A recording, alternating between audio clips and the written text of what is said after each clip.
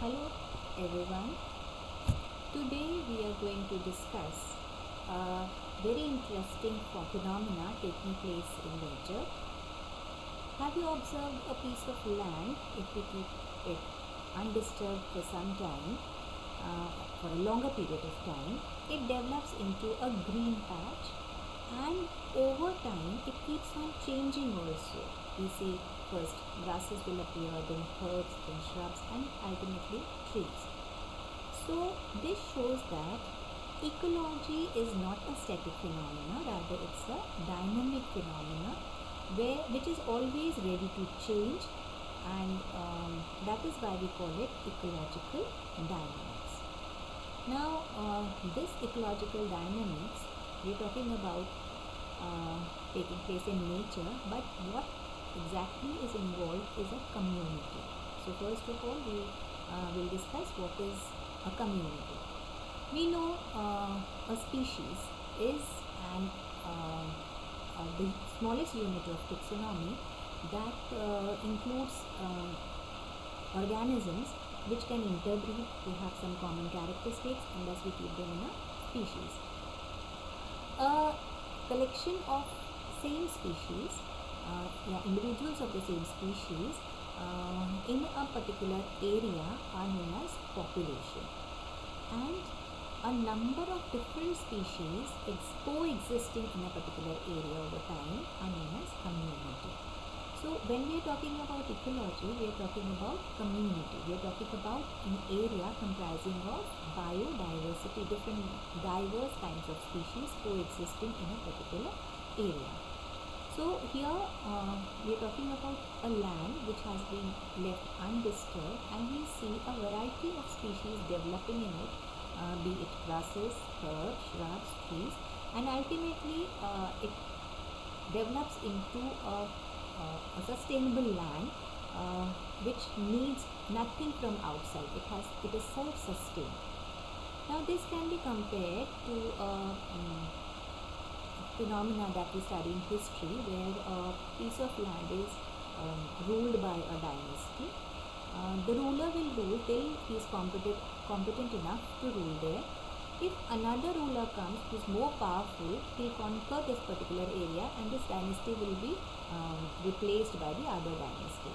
A similar type of this phenomena is also seen in ecology, where we see that the species, they inhabit a particular area, they make their environment suitable for themselves till they are fit enough to grow there. Once another species comes, it will and it is able to conquer that, wins in the intercompetition, then the other species will inhabit that particular area, and this is what we call as succession. So what exactly is succession?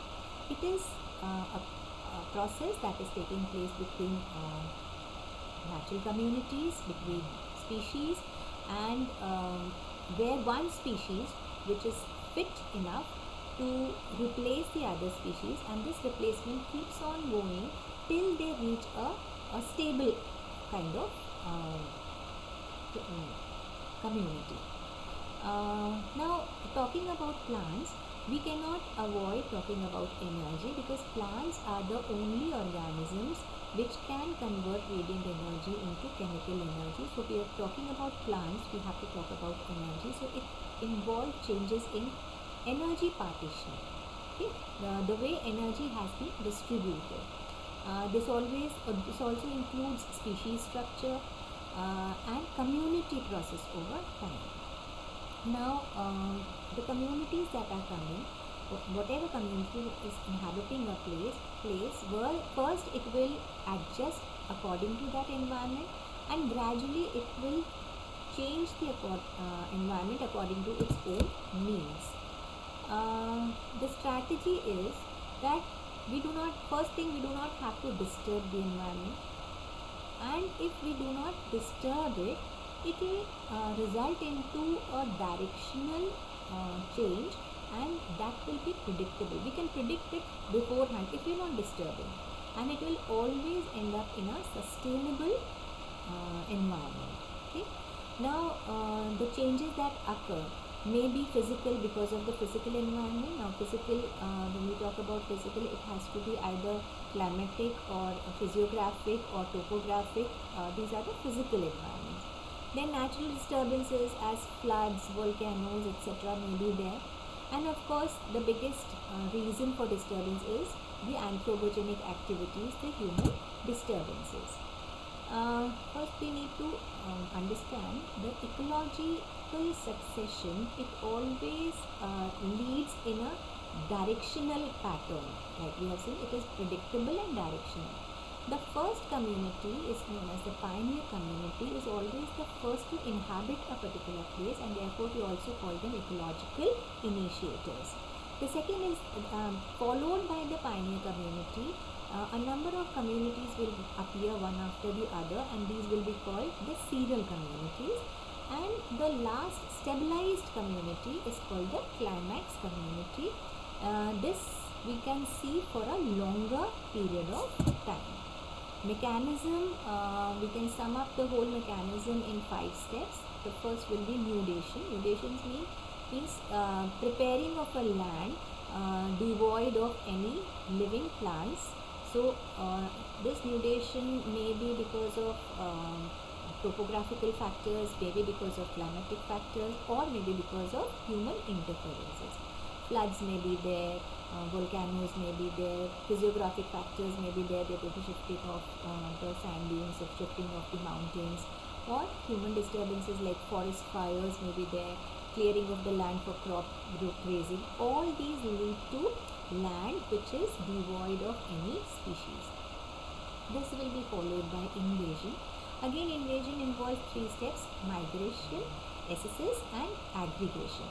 Migration, any new species, the propagules of the new species in the form of spores or seeds will come to a particular area, and if they find the area suitable for their growth, they will grow. Once they have migrated, then they will establish themselves, that is known as SSS. Now this will be establishment of that particular species in the area, and then they will multiply and aggregate. Once they have aggregated there, they'll try to make this environment suitable for them. Like if there is no inorganic or less inorganic content in the soil, the organic content will be added by the debris of the plants, the dead tissues of the plants, and ultimately the soil will become rich in humus.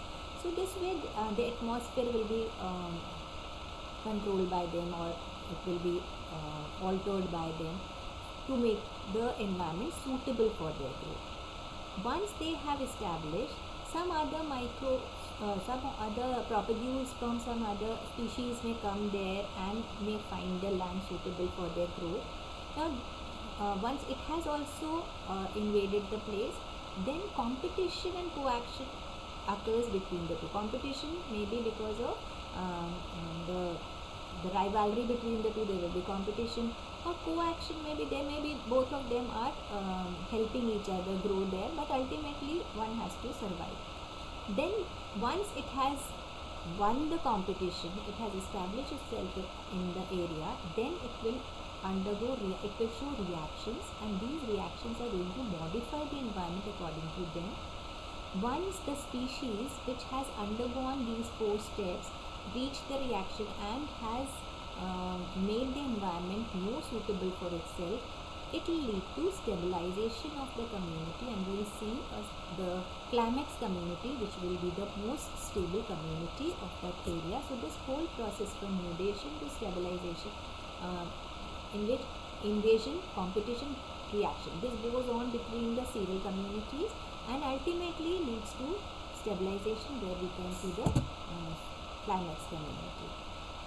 Now causes of ecological succession may be generated within the community or may be from the non-biological community.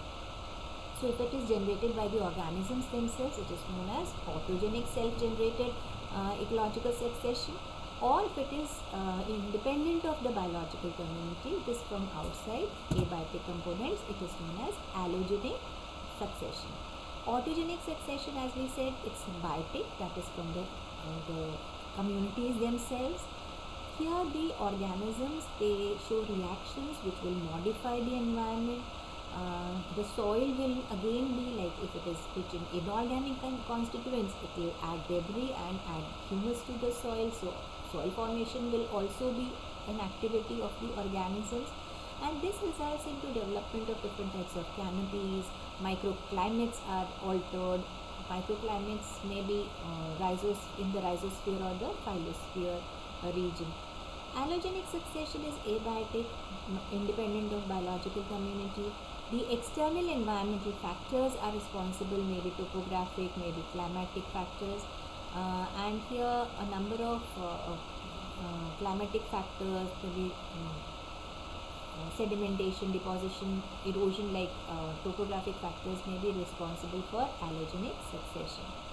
And this also results because of floods or riverbank vegetation. So the reason may be internally by the species or from an external source.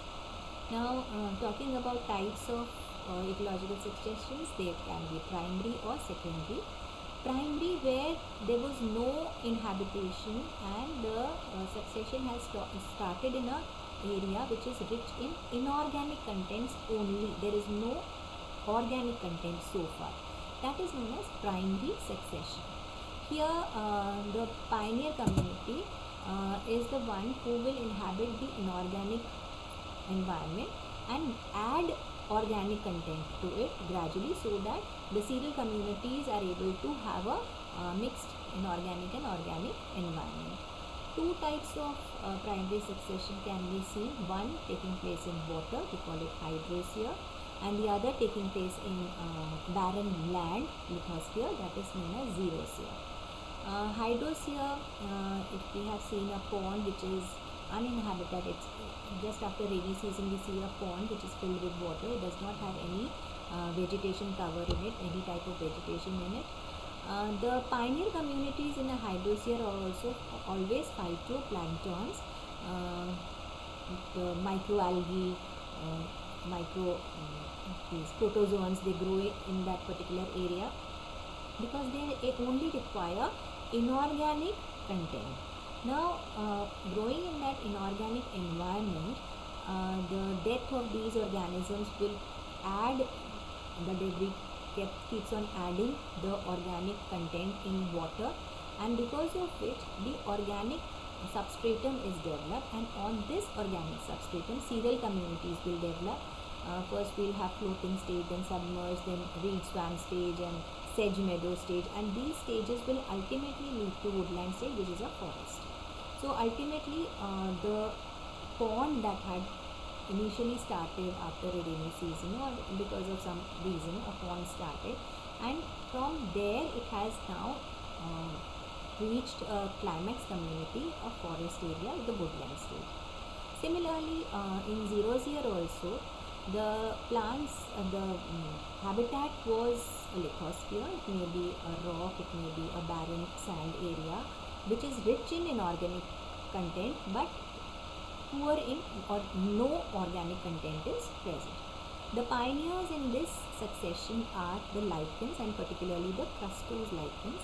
They'll grow on that barren land. They will now they will add humus. The dead parts of the lichen will add humus to the inorganic content of the rocks, and in turn they will also take the inorganic contents soluble in soluble form, so that next serial communities, they have the inorganic as well as the organic content in the substratum.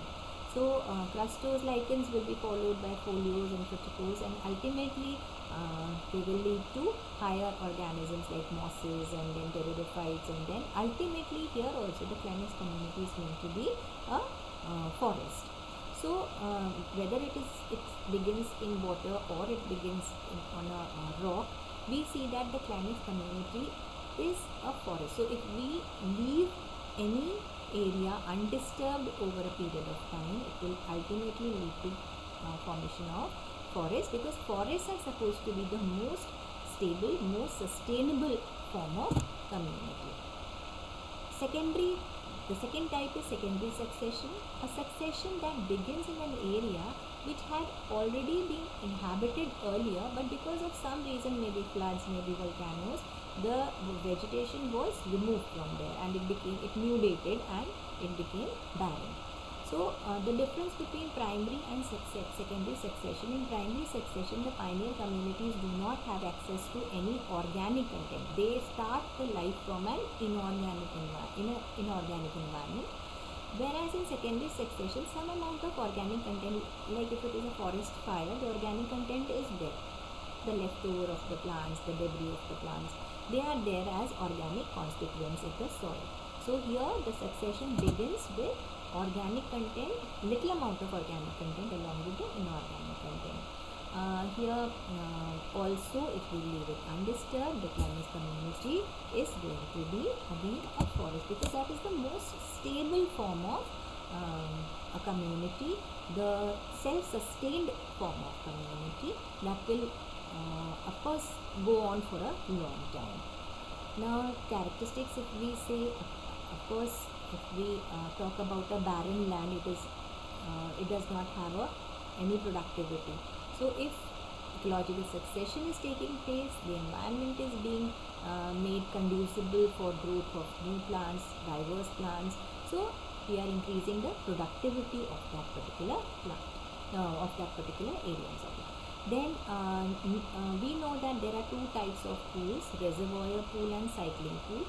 Only elements or nutrients present in the cycling pool are available to the organisms. A reservoir pool is like a reservoir. So this succession, once it takes place, it brings the nutrients from the reservoir pool to the cycling pool, so that it is available for the other organisms. Like a rock is there, it is full of inorganic nutrients, but that nutrients, they are not available for the environment. So once inhabitation starts there, once the species start inhabiting that particular place, make the place soluble, make the inorganic content soluble, they come to the cycling pool, and they will be available for the plants. Of course, if we increase the habitat of any particular organisms, diversity of species can be seen, so that increases the biodiversity. This will increase the food chains, ultimately food webs, and there will be more complex food webs found. Significance: now we need to know that this ecosystem is not static. This is a dynamic, this is a system that is always developing. Okay. Once we know there is biodiversity, we can assess the biodiversity and we can go for strategies to conserve and develop biodiversity. Ecosystem is resilient, but then we need to go for measures where we can stabilize the ecosystem and restore the ecosystem for a better tomorrow, for a sustainable tomorrow. Then we see in succession that soil formation takes place, soil modifications take place. There are more nutrients in the nutrient cycle or cycling pool. Very important aspect of this is carbon sequestration, because when we see that there is biodiversity, we see that a number of plants are there, number of diverse kind of species are available. Every plant leaf has got a different potential to sequester carbon. So more diverse kinds of species refers to more carbon sequestration, and this is of very relevance to our climate. Tomorrow, what kind of climate what we will have will be decided by what kind of vegetation, what kind of biodiversity we have today. So in today's lecture, we have got two takeaway points. First, climax is not coming. Once we see that the forest, we have reached the forest, we do not see the shape of the forest similar in due course of time. We see that it also keeps on changing. It would be short heighted plants, and then it will lead to higher plants like sal, and then they may also change after some time. So we cannot ascertain that this is climax and this is not going to change later. everything is bound to change. Next is community prepares the habitat for the next. So they have a kind of, there may be competition, there may be a co-action between them, but they always are ready to accept the other. They are ready to accept the other species to come. So and they prepare habitat for the next. So these are the two takeaway points that we need to learn from ecological succession. Thank you. Hope you had a nice lecture. Thank you.